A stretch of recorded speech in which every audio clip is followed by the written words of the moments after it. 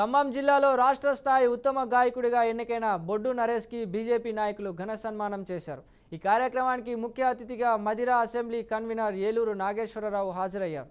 రానున్న రోజుల్లో తమ పాటల ద్వారా యువకులని సమాజ సేవ కోసం మోటివేట్ చేసేలా ఉండాలని నాగేశ్వరరావు అన్నారు.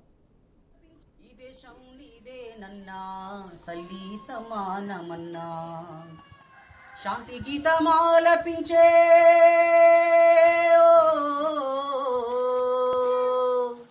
శాంతి గీతమాలపించే పావురాల తోటరన్నా, వేటగాలాటలకు తావివ్వ తగదురన్నా, పల్లెవాకిళ్ళలోన మల్లెలు పూయాలిరన్నా, పల్లెవాకిళ్ళలోన మల్లెలు పూయాలిరన్నా, ముళ్ళ పాదాల సడికి అలజడి కాకూడదన్నా, ఈ దేశం నీదేనన్నా, తల్లి సమానమన్నా.